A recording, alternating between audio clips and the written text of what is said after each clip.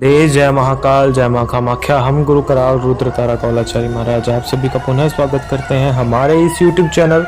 महातंत्र ज्ञान 2020 के अंदर। भगवती आप सभी का कल्याण करे, आप सभी के जीवन को हष्ट पुष्ट रखे, निरोग काया प्रदान करे और सभी को जो है जीवन में रंग लाए, उमंग लाए और सभी को जो है जीवन में किसी प्रकार की कोई कठिनाई ना आने दे। खैर जो है भगवती की कृपा सभी पर बनी रहे। हम जो है पंजाब से कुशल मंगल पहुंच गए हैं। अब जो है पंजाब वासी व्यक्ति हैं, जो यहाँ उत्तर भारत के जितने व्यक्ति हैं और जितने भी मतलब लोग हैं,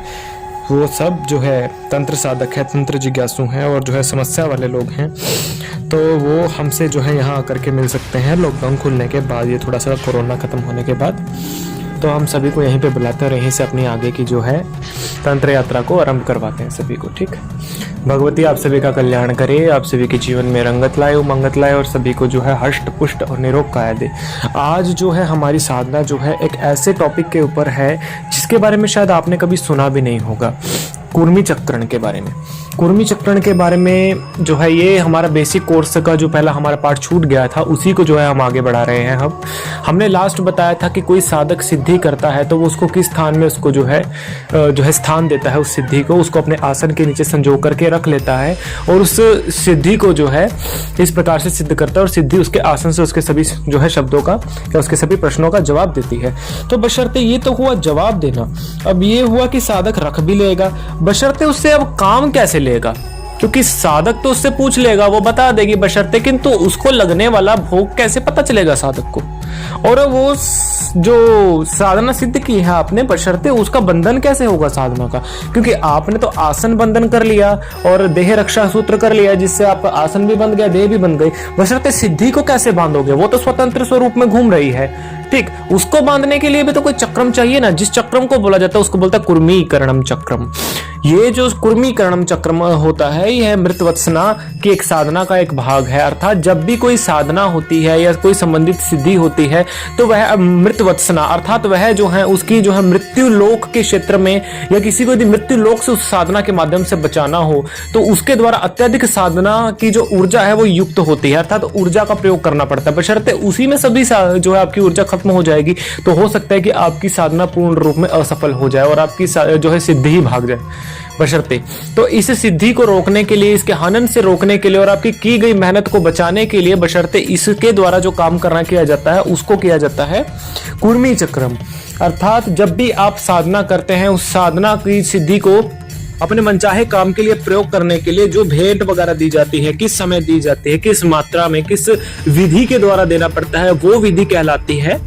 ये है जिसके बारे में हम आज बता रहे हैं। इसके लिए मूल रूप में उस सिद्धि को जो है एक यंत्र के अंदर बांधना पड़ता है। यदि उस यंत्र के अंदर इस सिद्धि को बांधेंगे ना तभी ये सिद्धि जाकर के आपका कार्य करेगी। बशर्ते अगर आप इस यंत्र के अंदर सिद्धि को नहीं बांधेंगे ना, बशर्ते इस यंत्र का प्रयोग आप नहीं करेंगे तो सिद्धि आपकी कहीं पे भी हीन हो जाएगी। कोई भी आपकी सिद्धि को बांध देगा, बशर्ते जैसे हमने बताया था आसन बांध दिया किसी का, किसी की चौकी बांध दी लोगों ने, ये इन्हीं चीजों के कारण है क्योंकि उनके पास सिद्धि तो आ गई, बशर्ते उसका प्रयोग करना नहीं आया कि किस प्रकार से इसको किया जाता है। इनको इस चीज से बचाने के लिए ना जो है साधक को कुर्मी चक्रम का प्रयोग करना पड़ता है। बशर्ते साधक को जो है किसी भी जो है मृतवत्सा जो स्त्री होती है, अर्थात ऐसी स्त्री जिसके गर्भ में रहते ही जो है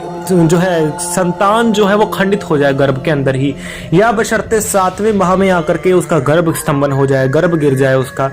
या फिर पैदा होते ही जिसका जो है संतान मर जाए, या 3 वर्ष के होने के बाद उसके संतान मर जाए और उसके बाद उसको संतान आगे हो भी ना, तो इस प्रकार की जो स्त्री बोली जाती है उसको बोला जाता है मृतवस्था। और मृतवस्था जो स्त्री होती है वो मूल रूप में शमशान वासिनी बोली जाती है। और जिस समय स्त्री मर जाए ना तो उस स्त्री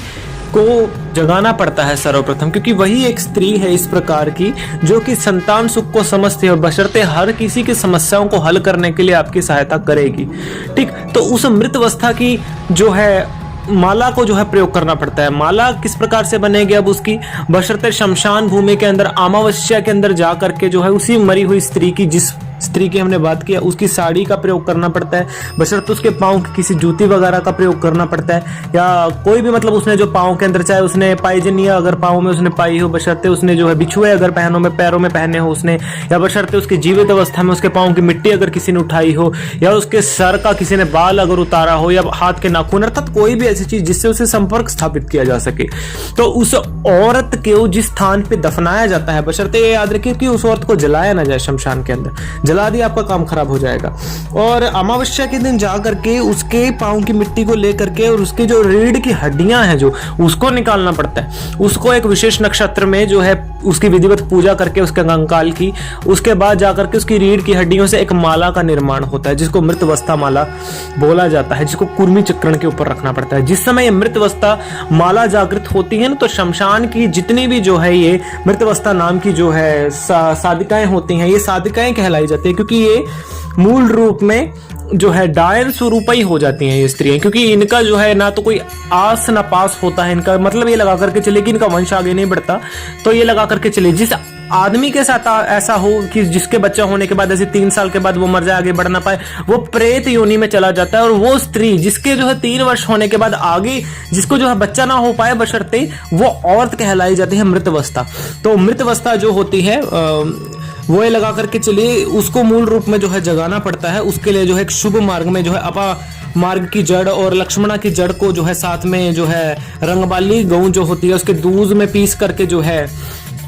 साथ में उसकी हड्डियों के ऊपर उसका लेपन करना पड़ता है। अकाम्य सिंदूर लगा करके साथ में कुछ अन्य सामग्रियां होती हैं, उसको मिला करके उनकी हड्डियों को जो है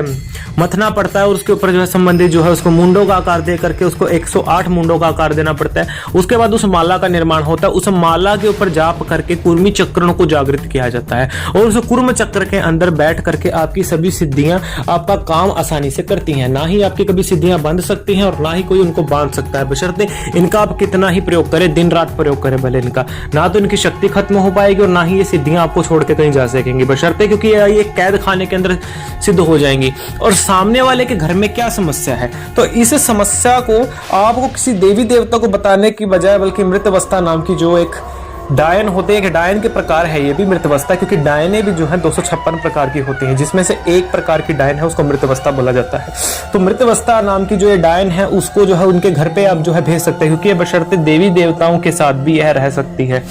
ठीक, तो ये उसके घर में जाकर के आपको ला करके समस्याएं बताएगी कि ये उसके फलाने घर के जो भी अगर आपके पास आएगा, कोई केस आ गया, संबंधित दुखी व्यक्ति आ गया कि इसके घर में ये समस्या है और इस समस्या का समाधान फलाना ये है, तो इस चीज को इस मात्रा में चढ़ाओ, तो संबंधित आपको सिद्धि को चढ़ानी पड़ेगी ये सब चीजें। तो आपका भोग लेकर के जाएगी मृतवस्था और उस सिद्धि को भोग मिलेगा, सिद्धि काम कर देगी आपका पूर्ण, उस व्यक्ति की समस्याएं दूर बशर्ते आपका काम पूर्ण। तो इस प्रकार से चलता है किसी व्यक्ति का इलाज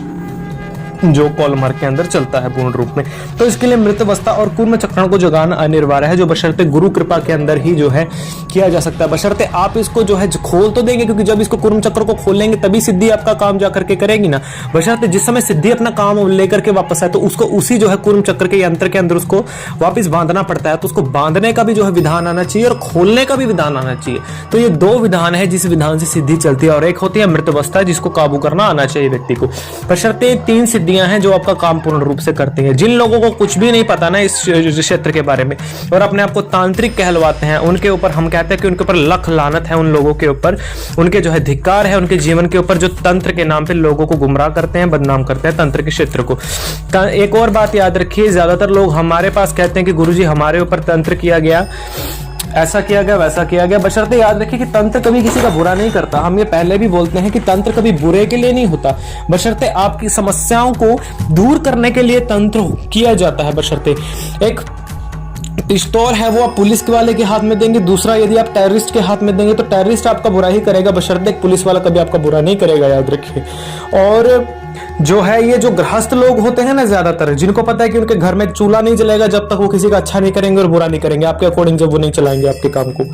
तो ये लगा करके चलिए आपके चंद दक्षिणा के लिए लगा करके चलिए वो किसी का भी अच्छा कर देंगे, किसी का भी बुरा करेंगे। लेकिन इसमें बदनाम तो असल तांत्रिक होता है ना। तो याद रखिए कि असल तांत्रिक जो होगा वो कभी किसी का बुरा नहीं करेगा, बशर्ते जो गृहस्थ जो ये लगा करके चलिए ओझा वगैरह होते हैं और ये लोग जो लोग कुछ चंद दक्षिणा के लिए किसी का भी बुरा कर देते हैं। तो बशर्ते ऐसे लोगों से बचिए और ऐसे लोगों के दरबार पे ना ही जाएं, तभी जो है आप लोगों का काम बन पाएगा, क्योंकि ये लोग जो है किसी के सगे नहीं हो सकते और तंत्र को यही लोग बदनाम करते हैं। तंत्र की असल सभ्यता तो इससे बहुत दूर है। तंत्र तो जीवन जीने गिरा है। तंत्र से बड़ी जो है कोई भी जो है बोलते हैं कि अच्छी विद्या इस संसार में कोई नहीं है, बशर्ते आप जो है तंत्र विद्या को हमारे पेड ग्रुप से जोड़ करके जो है आसानी से सीख सकते हैं। बशर्ते इसकी जो फीस वगैरह है वो आपको मेंशन कर दी जाएगी। पर मंथ को फीस को पे करके आप इसको सीख सकते हैं। जय मां कामाख्या, जय महाकाल।